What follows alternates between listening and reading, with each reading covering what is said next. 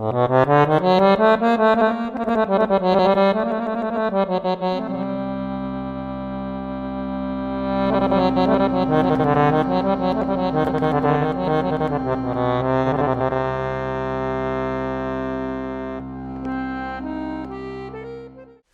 everybody, my name is Lamija Sarić and I come from this wonderful country of Bosnia and Herzegovina. I am originally from a coolest little town called Tuzla, but now I live in Sarajevo mostly, where I study, where I play music in a bunch of traditional orchestras. As well as in Tuzla we have a traditional orchestra, and music has just been a huge and important part of my life for the last 7 to 8 years.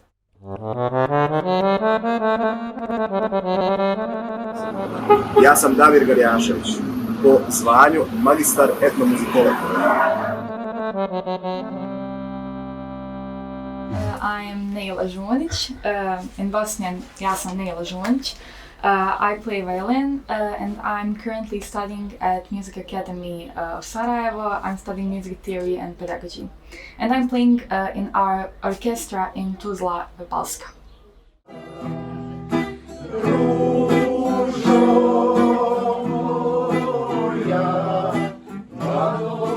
And there's one thing in Bosnian music that I really like, and it is called this song called Sevdah. And nobody can ever tell you really what Sevdah is, because it's such a mysterious thing. Prije svega, hajmo definisati šta je Sevdah. Sevdah je bosanska gradska tradicionalna pjesma. Nastala iz stanja duše koje se u Bosni naziva Sevdah. Etimološki gledano, Sevdah je riječ turskog i arapskog porijekla. Sevdah, što je turska riječ koja označava ljubavni čežnju, ljubavni zanos. Sauda, koja označava crnu žuč, riječ arapskog porijekla koja označava crnu žuč. Crna žuč jeste supstanca u čovjekovom organizmu koja podstiče, evo kako ovdje piše, melanholično stanje. It comes from the Arabic word, which had gotten many Middle Eastern influences into it, which was, the root was Sevdah, and Sevdah actually means black liquid from the pancreas that the Arabic scientists were using to measure the amount of melancholy in a human being. And when somebody was sad, they would say that they have too much of this Sevdah in themselves. So from that, through the process of migration, Sevdah comes to Bosnia. And in Bosnia it gets a completely new meaning. It gets actually a new word. It's called Sevdah. And Sevdah is put perfectly an aggregate state of the soul of a human being. So you either are in Sevdah or you're not in Sevdah. It's just something that you live with. And for me, Sevdah is everywhere. Basically from the morning coffee until the evening, you play music, you think about music, you hear it in the rustling of the leaves, and when you talk to people, it's mostly in a Sevdah manner, where you talk about music, your sadness, your happiness, everything.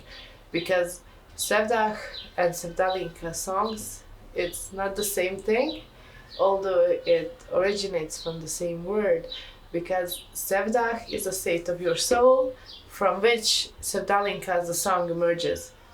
And for Bosnian people, Sevdah is a song that comes from the cities, from towns, but we also have to say that more than 70% of Bosnia is in villages. And in these villages they have incredible historical and musical heritage that is also being more and more documented and transcribed and reproduced by the young people. And it's a really good thing to see. Sevdah, you can't point at anyone that it's their root, it's their thing, because it did come from the Arabic and the Middle Eastern world, and then it came to Bosnia, but you can hear the melos of Sevdah everywhere, and I guess you will hear it from this tour a lot.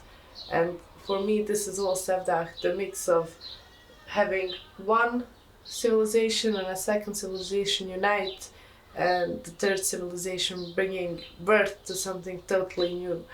And the thing is, Bosnia was always in some sort of hands of other big civilizations like the Austro-Hungarian Empire and then the Ottoman Empire, and they all left crumbles of their culture here. And because Bosnian people, which you saw out there, we love to give, we love to give, but we also love to learn about new cultures and take their beautiful things that they offer us. So when the Austro-Hungarian Empire came, we took some of their manners of songs.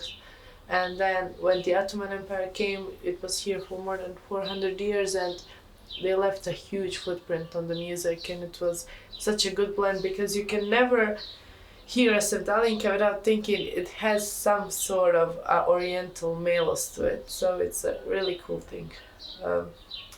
Sevdah has been shaped by so many people, and especially after the Second World War, so much more was documented because Sevdah before, it was just a community thing.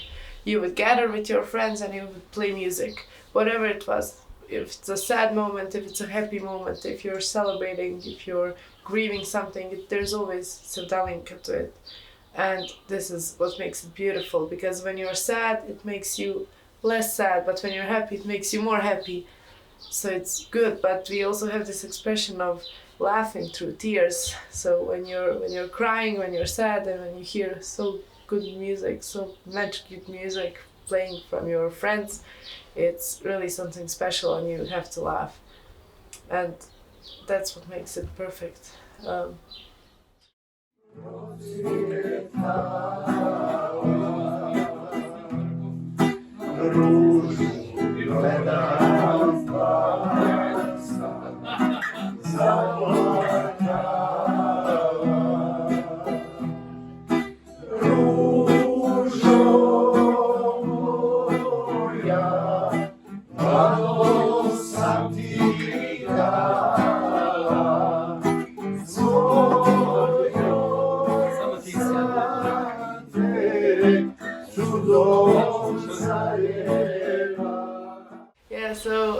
This music in Bosnia, it's everywhere. You cannot just escape it. There's no escaping it, because wherever you go, you're gonna hear a sevdalinka song, especially if you're moving in a society of musicians, and if you're in these crowds, you will hear sevdalinka, because for us Bosnians, something deep inside just leads us to it. For example, my parents have never been into so much Sevdah and sevdalinka moments because they were living in Yugoslavia, and it was very, very a communistic era, which didn't really focus on sevdalinkas that much. But my grandfather, who's the biggest inspiration for me, he was the one who gave me this love for Sevdah and this love for this sort of life, where you're just loving every minute of it and feeling it deep inside. Like, you feel the happiness of your friend and you feel the sadness of your friend. It's just deep empathy and deep melancholy when somebody is sad. And it's better to be sad together and to go through it through song rather than to be sad alone, of course.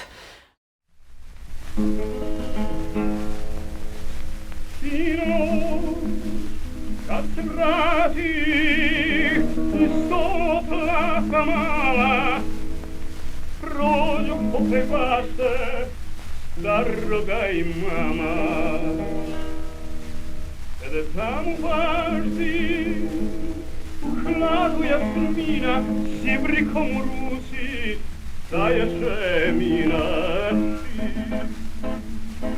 Aba, Jaša, ja za tobom peli, umrijet Emina. Because Sevdah, as a word, as a definition for this sort of music, people in Bosnia have been living in this Sevdah motion for so long, but I think only in the last century, when they were starting to actually documentize what has been happening in the traditional music scene of Bosnia and Herzegovina, they have discovered that how to define all of this emotion in music.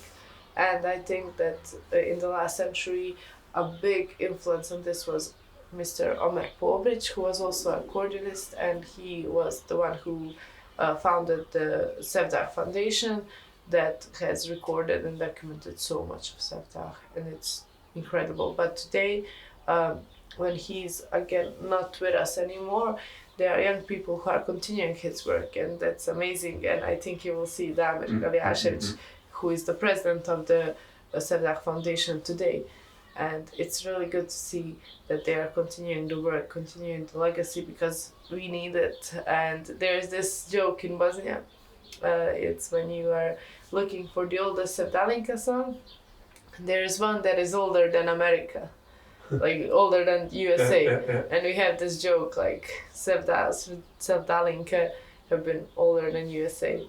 And that's like, it started really a long time ago, because and actually the tradition of writing the songs were primarily started with women, because when men would go to work, they would gather up, drink coffee, and sing. And then after that, more and more musical instruments were introduced. But they would talk about how it's mostly Sevdah music is mostly discovering all the emotions behind sad love, behind love that is not requited, behind love that is, when you love somebody but they are far away, when you love somebody and they're here but they don't love you back. So it's always something about love that is just like Sevdalinka are discovering the parts of it so beautifully in beautiful lyrics and beautiful melodies and harmonies, which are very, very hard sometimes to reproduce as a singer, because we call it kaide, but kaide you can also say like melodies, and these kaidas are very, very difficult to sing because they have a lot of melisme, flirty little notes that really make this music what it is. So, and after this whole rush of songs that were about love, there were songs about different topics, about going to war, about surviving the war, about all the major events that have been happening for the last 400 or 500 years in Bosnia.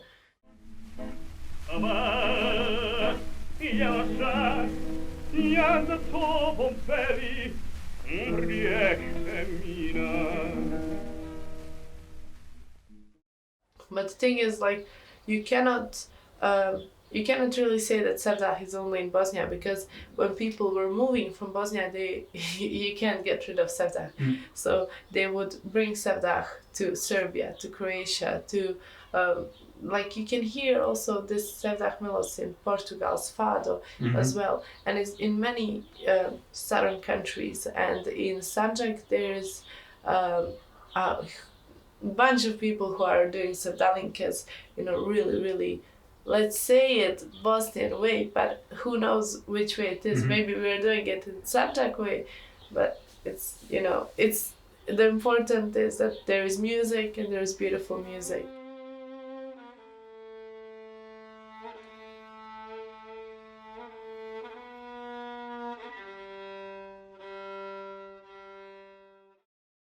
It really sounds special to me. It sounds like you said, it sounds happy to me, even though it's supposed to sound like sad. Because it's much more than music, it's what you feel.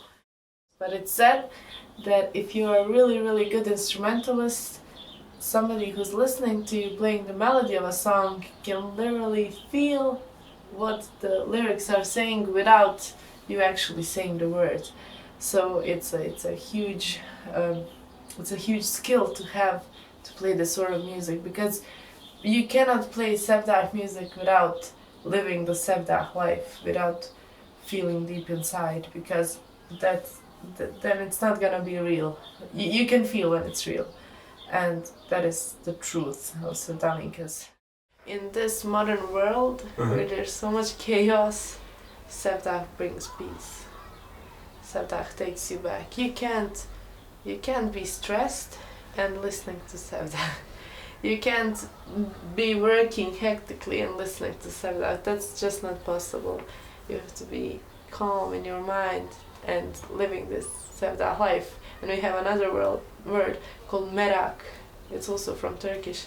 Merak means just like the complete peacefulness of the beauty of the moment. And when you do things, we say like this, to do things with merak. And when you live the Sevdah lifestyle, when your soul is in that place, then everything is done with merak. You love to do your life. You just breathe for the next day, for the next song.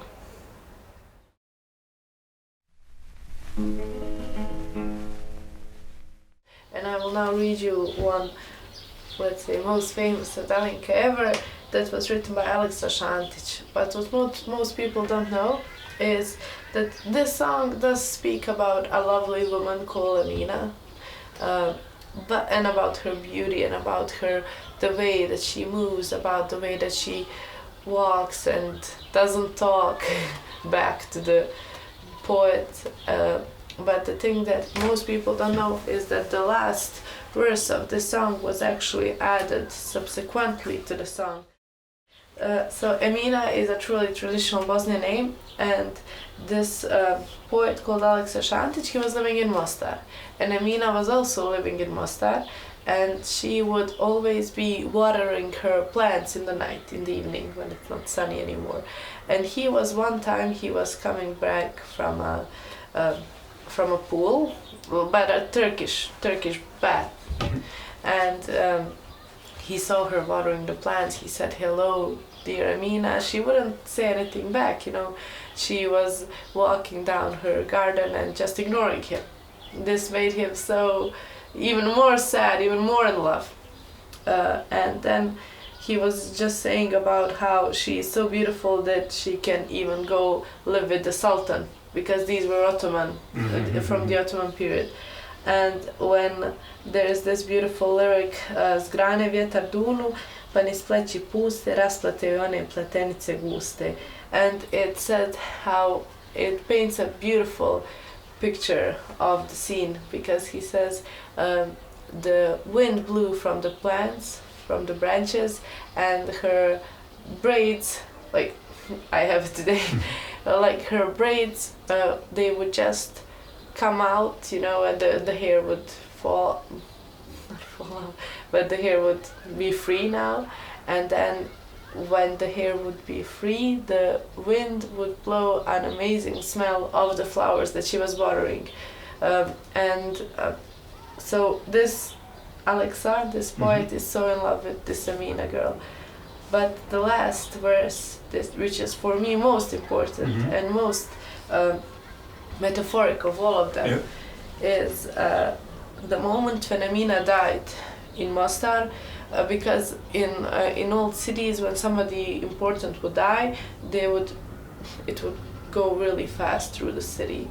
And this amazing old woman who was collecting old songs, called Sevdah Katica, by chance her name is Sevdah, and it goes perfectly with Sevdah. So she was in her garden working, and she was very old at the time, and she heard that Emina had died. And she, people in Bosnia, they don't sing when somebody just died. That's considered rude. But she was telling in one interview to her friend that she just couldn't not sing, because she knew this song, she knew how lovely Emina was, and she just started singing. She said, "Umro stari pjesnik, umrla Emina, ostala je prazna bašća od jasmina. Salomljen je ibrik, uvelo cvijeće, pjesma o Emini, nikad umrijet neće." And it's the most beautiful verse in the world, because it says the poet had died, and then Emina now died. The garden will stay unwatered, it will dry out. The watering bowl is broken now. But one thing that stays is the song about Emina. And this means that this Sevdalinka is pointing out to this incredible, everlasting power of music, everlasting power of life. Because now you will not hear a Sevdalinka concert without this song. it will last forever. It will live 1,000,000 years and still be sung. And that's what for me is really beautiful.